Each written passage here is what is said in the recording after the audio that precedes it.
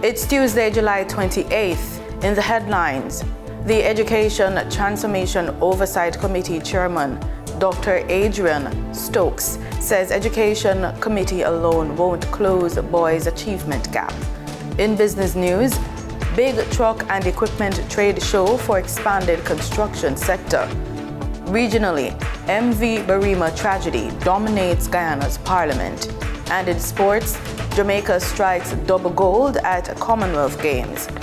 This is the news on PBC Jamaica.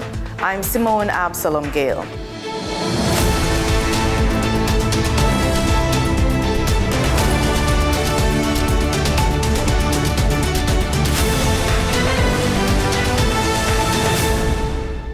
The chairman of the Education Transformation Oversight Committee, Dr. Adrian Stokes, says establishing a boys' committee is only a first step towards addressing the academic achievement gap between boys and girls. His comments come weeks after Education Minister Dr. Dana Morris-Dixon announced the initiative following this year's primary exit profile results, which again showed girls outperforming boys in both language arts and mathematics. While supporting the establishment of the committee, Dr. Stokes says it must be backed by concrete action, measurable goals, and innovative approaches if it is to make a real difference. So that's what we need to see. And as I said, I don't want to belittle a committee or anything like that. It could be an important first step. But, we need to get real serious around the issue. Build, clear objectives, milestones. What are we trying to achieve? What are we going to pilot? I'm a big fan of piloting stuff, learning by doing. So, as I said, so hopefully it's a step in the right direction. But it's not, I'm not expecting just from that committee, whatever they're going to do, to see, significant change. Dr. Stokes also welcomed the continued improvement in overall student proficiency, but cautioned that addressing the gender gap will require more than a single initiative. He says the education system must be willing to test new approaches to determine what works best for boys. We need to do a lot more than that. That's the simple answer to that question. That's just, let's say a first step, hopefully, to something meaningful. We need real initiatives. We need to pilot different ideas. He believes many of the challenges affecting boys extend beyond the classroom and says understanding those issues will be key to improving educational outcomes. My own theory, and I suspect, and persons have said it, the psychosocial issues are real, right? The many distractions, let's call them that our boys have in the various communities are playing a significant role, deleterious role. The question is, how do we respond, or how do we modify or evolve the education system to accommodate these psychosocial issues that are playing out in the society? He was speaking at the committee's latest quarterly press briefing. Reporting for the news on PBCJ, I am Denida Rodney. Community-based, faith-based, and civil society organizations in Western Jamaica are being encouraged to explore grant opportunities under the Ministry of Health and Wellness's Community Arranged Response Efforts Fund, the CARE Fund. Sensitization sessions were held in June in Montego Bay and Savannah Lamar. The recently launched $500 million CARE Fund supports community-led initiatives that promote healthy lifestyles, encourage health-seeking behavior, strengthen families and caregivers, and improve physical, mental, and emotional well-being. Health and Wellness Minister Dr. Christopher Tufton says the fund reflects the government's commitment to community-based public health, noting that good health is shaped not only in hospitals but also in homes, schools, churches, and communities. Applications for the Care Fund will close on July 31, 2026.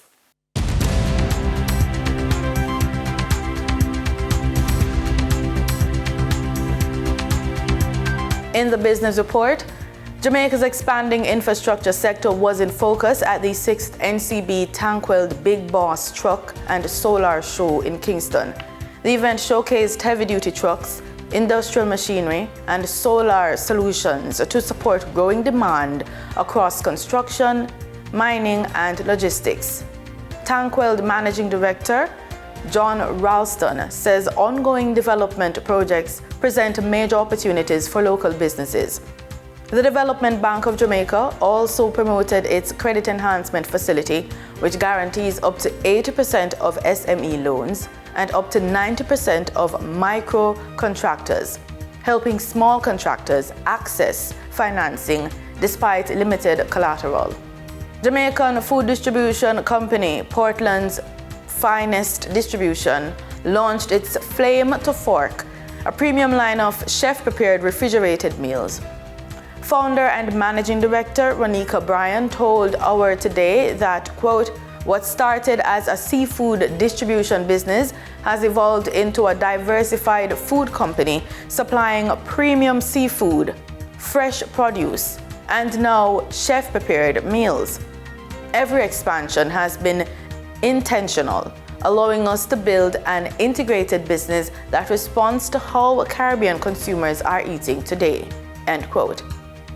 The formation of this new business segment comes as the company continues an expansion that has seen annual revenue double in just 6 months. Portland's Finest is set to double its 2025 revenue by the end of the 2026 financial year, driven by increased distribution through PriceSmart Jamaica, expansion into new product categories, and its first regional market outside Jamaica. Denise Williams brings us the latest market snapshot and more. For the trading period of July 28, 2026, the most actively traded securities were Deramon Trading Company Limited with 22,607,633 units, representing 52.9% of market sales. Trans Jamaica Highway Limited with 7,486,258 units, representing 17.25% of market sales. Wigton Energy Limited with shares of 1,407,282 units, representing 3.24% of market sales. Investor activity remained concentrated in transportation and distribution plays, signaling continued interest in dividend-producing and strategic assets. Turning to the foreign exchange market based on the Bank of Jamaica data for July 28, 2026. Forex traders recorded significant activity with strong demand across major currencies. For the US dollar, trading margins reflected steady liquidity, with the US selling at $159.17 and buying at $157.17. The Canadian dollar had moderate gains, supported by $1.65 transaction spreads. The Canadian dollar sold for $113.44 and was bought for $111.79. For the British pound, continued volatility offered short-term trading opportunities of $1.78 in profits for the banks. The British pound sold for $211.03 and was bought for $209.25. These movements underscore the importance of cash flow timing and currency awareness for businesses managing import costs, debt servicing, or overseas exposure. For our credit report tip of the day, the next career advantage you have may not be another certification. It may be your credit report. The workplace is changing. Artificial intelligence, automation, industry disruption, and longer careers mean that many professionals over 45 will likely reinvent themselves at least once before retirement. Some will become consultants, some will start businesses, some will relocate for new opportunities. Others will pursue careers they'd never imagined 20 years ago. Yet one factor quietly influences nearly every transaction: your credit report. A strong credit profile can make it easier to finance a business, qualify for competitive loan rates, secure housing in a new city, or manage periods of changing income. A weak credit profile can make an already challenging transition even more difficult. The professionals who adapt most successfully won't simply have the newest skills, they'll have the financial flexibility to act when opportunities appear. In our Funded and Focused feature, many entrepreneurs seek funding to survive. Successful entrepreneurs seek funding to scale. There's a difference. Survival funding covers today's needs: payroll, inventory, and cash flow. Growth funding is tied to a vision, expanding into new markets, hiring talent, investing in technology, acquiring assets, or launching new products. Before asking, how can I get funding, ask, where do I want my business to be in 5 years? When you have a clear destination, your funding strategy becomes an investment in growth, not a solution in today's problems. Capital is more likely to flow to businesses with a plan than businesses with a problem. And that's today's business report. I'm Denise Williams. Until next time, stay informed, stay intentional, and keep building forward. See you soon.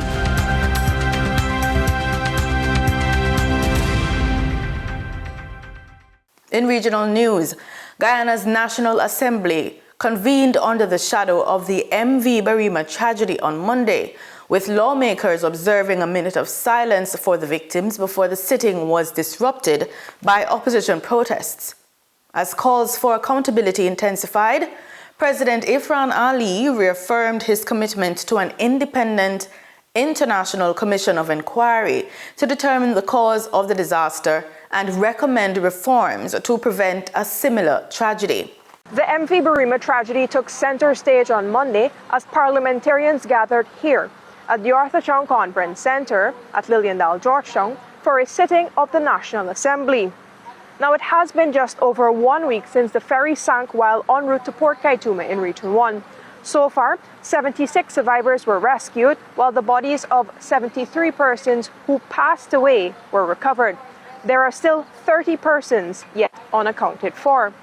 And at Monday's sitting of the National Assembly, lawmakers paused for a minute of silence to pay tribute to those who passed away and to those still reeling from the impact of the tragedy.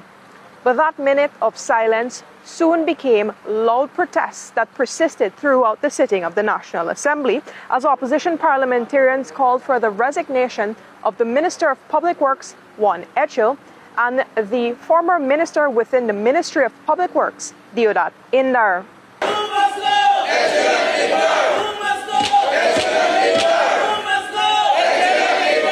Amid those protests, there was an important message from Guyana's president, Dr. Irfaan Ali.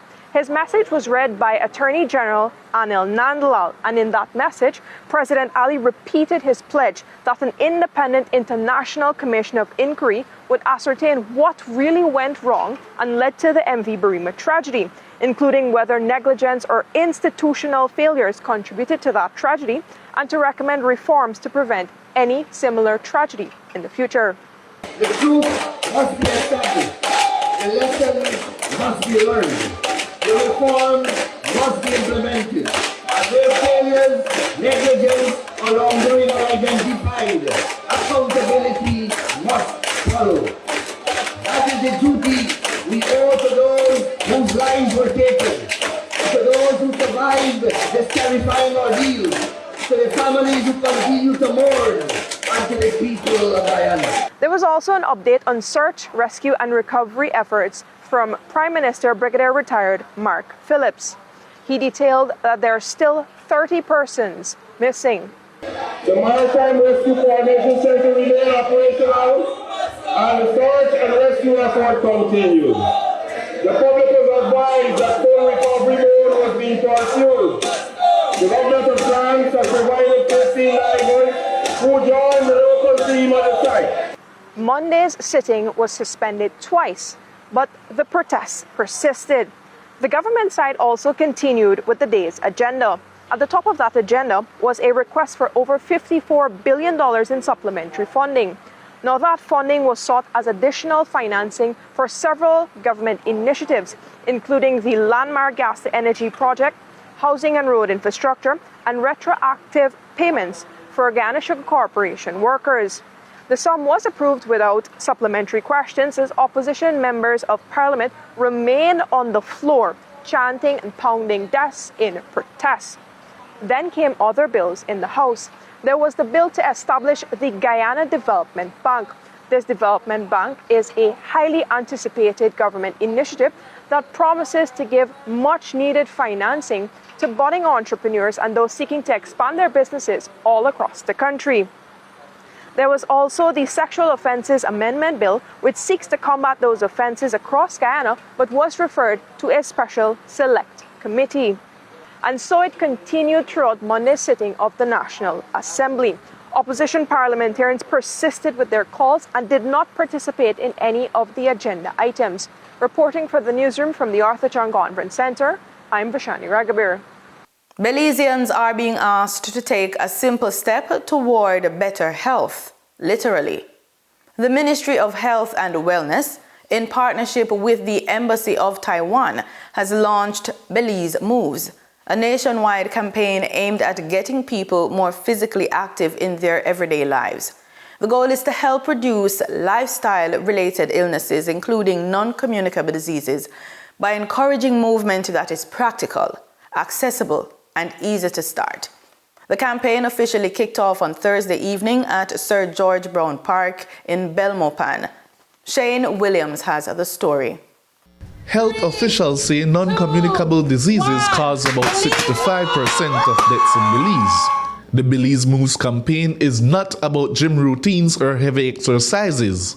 It is about getting Belizeans of all ages to move more in simple, practical ways to fight non-communicable diseases. Non-communicable diseases, heart disease, diabetes, cancer and hypertension continue to place a very heavy burden on our families, communities, and our health system.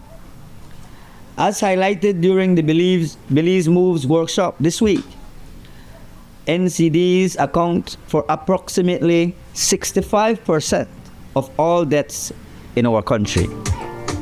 Behind each statistic is a mother, a father, a brother, a sister, a friend, or a neighbor whose life has been impacted by preventable illnesses.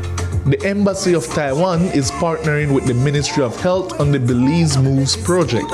Together, we are strengthening primary health care, enhancing the prevention and management of chronic disease, and promoting healthier lifestyles. This partnership reflects our shared commitment to improving public health and achieving the goals of the Belize Move initiative. As a close friend and a development partner of Belize, Taiwan remains committed to deepening our cooperation and advancing the health and well-being of the Belizean people. Minister Kevin Bernard says the success of Belize Moves will ultimately depend on the participation of every Belizean. Schools will promote healthy eating and physical activity through health fairs, nutrition education, and fitness challenges, while workplaces will be encouraged to establish wellness programs that support both physical and mental health. I invite every Belizean to be part of this journey. Take a walk, join a fitness activity, choose healthier foods, get screened, and most importantly, encourage your families and friends, neighbors, and co-workers to do the same. Because when one Belizean moves, a family benefits. When a community moves, a nation benefits. When Belize moves, Belize grows stronger, healthier, and more resilient. Health officials want Belize moves to grow into a national movement, helping families, schools, workplaces, and communities to build healthier habits and prevent diseases. Shane Williams reporting for News 5. The Eastern Caribbean Central Bank is shifting its focus beyond maintaining monetary stability, with Governor Timothy Antoine calling for a stronger emphasis on building resilience across the region's economies. He says closer fiscal coordination, structural reforms, and strategic investments will better prepare member states to withstand future economic and climate-related shocks, while safeguarding the stability of the currency union. GBN News has the details. Building resilience is the mantra being pushed by the governor of the Eastern Caribbean Central Bank, Timothy Antoine, as the bank seeks to transition from 50 years of stability. Noting the history of joint political commitment to respect the operational independence of the central bank, the ECCB governor said it is time to look ahead. Governor Antoine stated that the next chapter in the ECCB's evolution is to move from safeguarding monetary and financial stability to building macro-financial resilience. At its core, macro-financial resilience poses a simple but profound question. Can our economies absorb shocks, recover quickly, and emerge stronger? Describing what such a framework will look like, he said a resilient currency union rests on 5 mutually reinforcing pillars, namely monetary stability, resilient public finances, a resilient financial system, structural and economic resilience, and climate resilience. Of these 5 pillars, I wish to briefly highlight 2: resilient public finances and structural economic resilience, aka the big push, because it is my considered view that the central bank ought to sharpen its policy focus and its work on these pillars, working very closely with our member countries and development partners. The ECCB governor further added that no currency union can truly be resilient if it depends solely on the central bank. We therefore need a regional fiscal resilience framework that includes stronger fiscal rules, coordinated debt management, disaster contingency financing, macro-fiscal early warning systems, and common resilience indicators. Highlighting a list of measures, Governor Antoine noted that they will ensure member governments are better prepared for future shocks while safeguarding the stability of the currency union. This is where the big push becomes essential. It is a strategy for expanding productive capacity, improving competitiveness, and reducing structural vulnerabilities. Pointing to the 7 pillars of the big push, he said these efforts will build resilience by creating avenues such as the US $235 million Resilient Energy Infrastructure Investment Facility and the CARICOM Payment and Settlement System, which is being piloted by the ECCB and 3 other central banks. I am Gerard Joseph reporting. In sports, we highlight athletics. Jamaica opened its athletics medal count for the 2026 Commonwealth Games with 2 gold medals on Monday, as Romain Beckford and Demario Prince produced winning performances at Scotstoun Stadium in Glasgow. Beckford captured the men's high jump title with a clearance of 2.25 meters. Prince then added a second gold, claiming victory in the men's 110-meter hurdles in 13.17 seconds to secure his first senior global title. And that's the news on PBCJ. You can follow us on our social media platforms at PBCJamaica. Thanks for watching.